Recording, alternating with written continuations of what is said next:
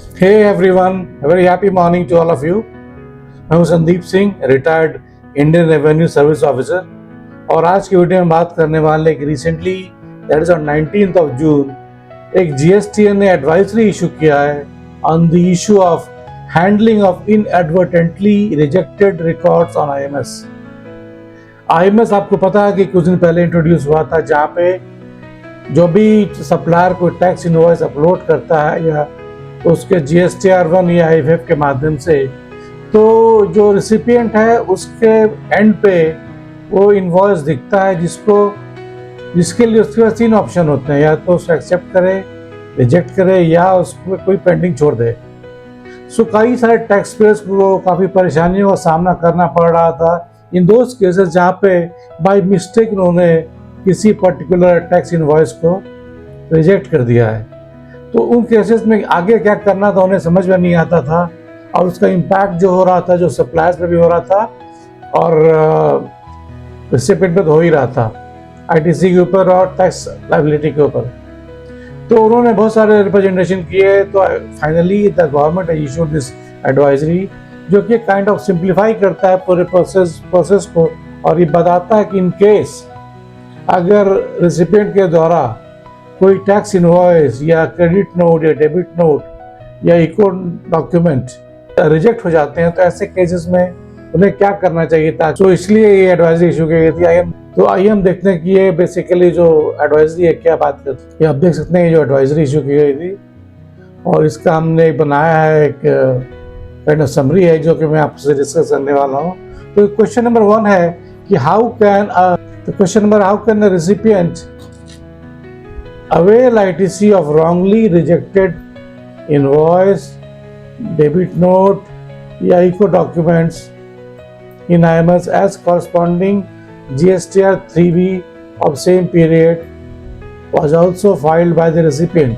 मतलब कि recipient ने अपने for the particular tax period अगर उसने GSTR 3B फाइल कर दिया है और inadvertently किसी इनवॉइस को या डेबिट नोट को, इको डॉक्यूमेंट को उसने आईएमएस पे रिजेक्ट कर दिया, ऐसे केस में क्या करना चाहिए उसे। मान लीजिए सप्लायर है ऐसे, वो एक इनवॉइस फर्निश करता है जो कि रिफ्लेक्ट होता है उसके GSTR1 या IFF में। फिर आईएमएस क्या करती है, IMS presents this invoice to the recipient R. अभी रेसिपिएंट आर जो है ही rejects invoice on IMS inadvertently, जो कि हमारा केस है ये। And GSTR 3 has already been filed by the recipient, so the recipient R cannot claim ITC। क्योंकि उसने ऑलरेडी GSTR 3 भी फाइल कर दिया है, तो अभी ITC क्लेम नहीं कर सकता है, क्योंकि उसने उस पर्टिकुलर टैक्स इनवॉइस को रिजेक्ट कर दिया है। तो वो क्या करेगा, तो he has to request the seller, फिर वो सेलर को रिक्वेस्ट करेगा for some action at his end। Recipient request करता है सप्लायर को, सप्लायर क्या करता है, बोलता कोई बात नहीं, आपसे गलती हो गई है, आई विल हेल्प यू।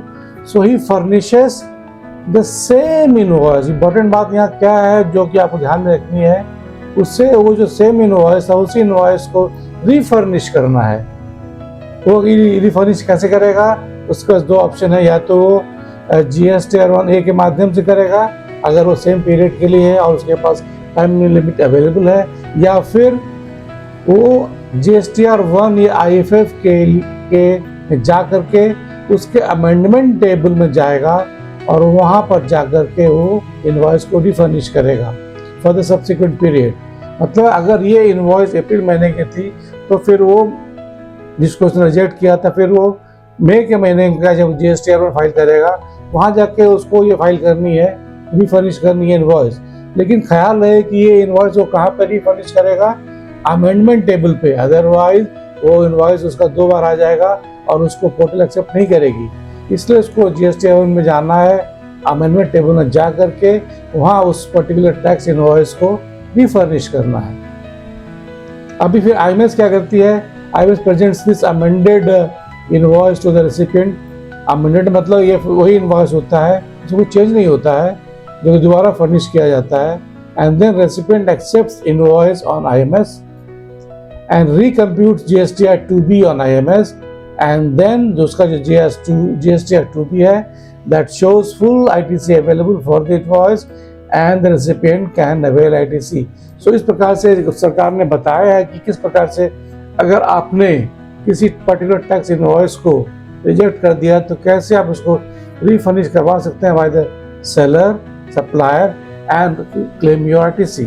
ये सवाल, ये बात हो गई आपकी रेसिपिएंट के लिए. अभी दूसरा क्वेश्चन ये आता है, question number 2. If any original record is rejected by the recipient and supplier furnishes the same record in GSTR1 of the same tax period or in the amendment table of GSTR1 or IFF of subsequent period till the specified time limit, what impact will it have on supplier's liability? ये जो case है question number 2, ये deal करता है कि supplier को क्या liability आती है. अगर मान लीजिए कि किसी रेसिपिएंट ने टैक्स इनवॉइस को रिजेक्ट कर दिया बाय मिस्टेक, तो सप्लायर पे क्या इफेक्ट आएगा, तो ये बात करती है. Similarly the same flow chart works here. Supplier ने फर्निश किया इनवॉइस जो कि GSTR1 या IFF के माध्यम से जाता है. IMS इस इनवॉइस को प्रेजेंट करती है रेसिपिएंट को और रेसिपिएंट जो है उसको रिजेक्ट कर देता है और IMS इनएडवर्टेंटली. अभी क्या है सीन, नेक्स्ट क्या होता है कि सप्लायर जो है वो नोटिस करता है, नोटिसिंग द सेम, वो नोटिस करता है कि जो रेसिपिएंट है उसने उसके द्वारा जारी किए गए टैक्स इनवॉइस को रिजेक्ट कर दिया है. वो कैसे नोटिस करेगा?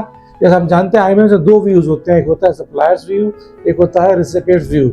तो सप्लायर को अपने सप्लायर व्यू में जा करके देखना है कि वो जो पर्टिकुलर टैक्स इनवॉइस है वहाँ पर दिख रहा है कि नहीं. वहाँ उसको जब पता चलता है कि ये जो टैक्स इनवॉइस था उसको रेसिपिएंट ने रिजेक्ट कर दिया है.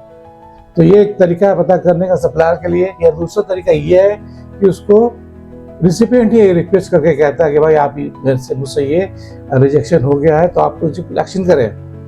तो फिर सप्लायर क्या करता है, सेम इनवॉइस को वो फिर से रीफर्निश करता है. यहाँ ख्याल इस बात का रखना कि अगेन वो जो इनवॉइस है जो रीफर्निश हो रहा है उसमें कोई चेंज नहीं होना चाहिए. तो वो कैसे करेगा supplier? By for the same period और नहीं फॉर द सेम पीरियड और अमेंडमेंट टेबल ऑफ GSTR1 या IFF, जैसा कि हमने देखा पहले वाले केस में था.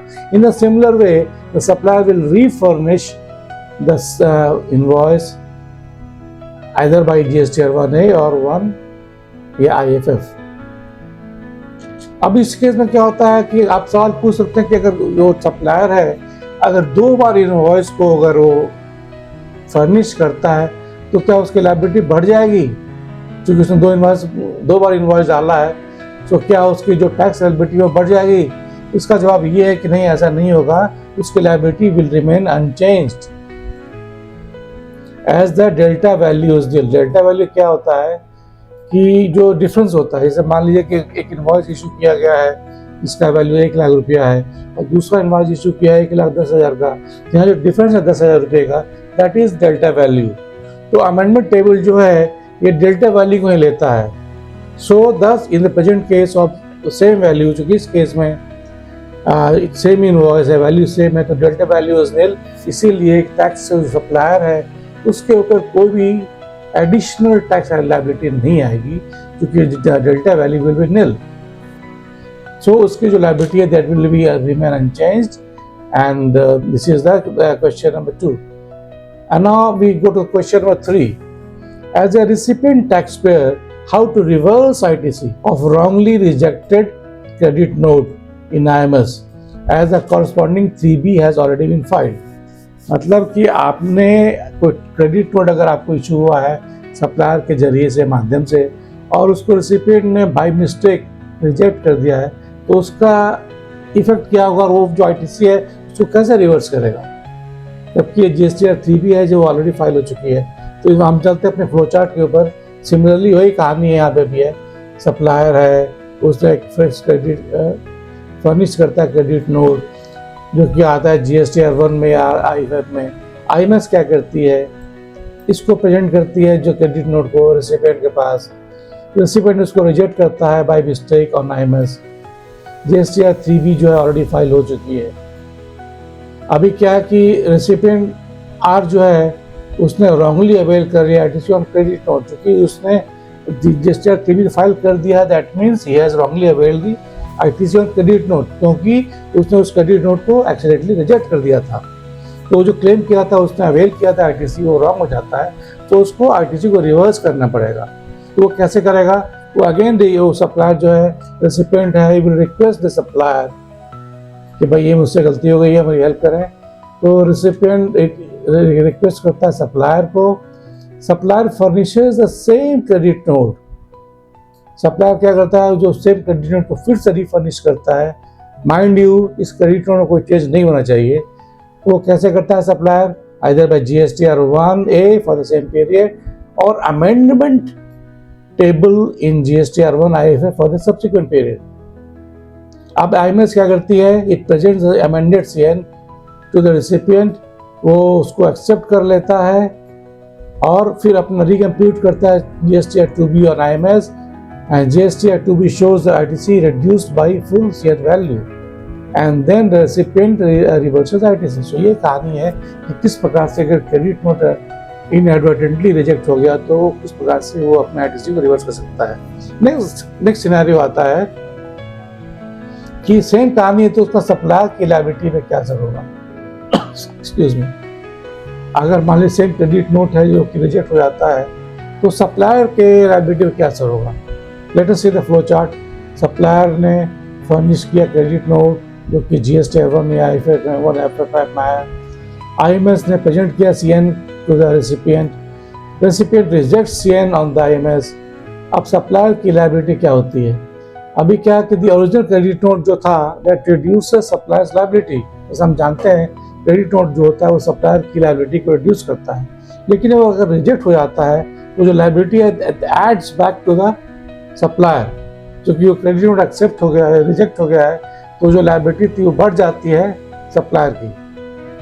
तो उसकी फिर वो क्या करेगा? फिर वो तो सप्लायर वो नोटिस करता है कि भाई जो क्रेडिट नोट था दैट हैज बीन रिजेक्टेड, वो कहाँ नोटिस करेगा? Same in the supplier's view of the IMS dashboard या on the request of the recipient. फिर वो सेम क्रेडिट नोट फर्निश करता है without any change to the recipient, either by GSTR 1A for the same period or amendment table of GSTR 1 या 1FF for the subsequent period।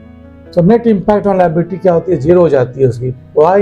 क्योंकि first instance में जब rejection होता है तो value of जो क्रेडिट नोट है that goes up, and second instance में जब वो रीफर्निश होता है क्रेडिट नोट और एक्सेप्ट हो जाता है by the recipient, then the value of CN goes down। So overall supplier's net liability will remain nil as the initial increase is negated by the refurnishing leading to the intended single reduction of the liability। तो ये था कि एक प्रकार से जो confusion था express के ऊपर, चाहे वो सप्लायर हो या रेसिपिएंट हो, ऑन IMS, उसको सरकार ने बाय दिस एडवाइजरी सॉल्व करने की कोशिश की और काफ़ी अच्छा स्टेप है। तो जो भी कंफ्यूजन था, ये जो लैक ऑफ क्लैरिटी थी एक्सप्रेस के ऊपर, वो अब दूर हो जाएगी इस by this advisory, and then IMS will start functioning in a very smooth manner without any consequence to anybody, be it the recipient or the supplier। अगर आपको ये वीडियो पसंद आया है तो उसको प्लीज़ लाइक कर दें। कुछ क्वेरीज है then you can ask me in the comment box and definitely I will be coming back with my views on the queries. अगर अभी तक आपने चैनल को सब्सक्राइब नहीं किया है then please do it so that in future आपको मिलते रहे मेरे वीडियोज़ और मैं भी मोटिवेट होता रहूँ and the channel also grows. So thanks a lot for watching. Stay safe, stay compliant, and thanks a lot for watching, and see you in the next video. Stay tuned.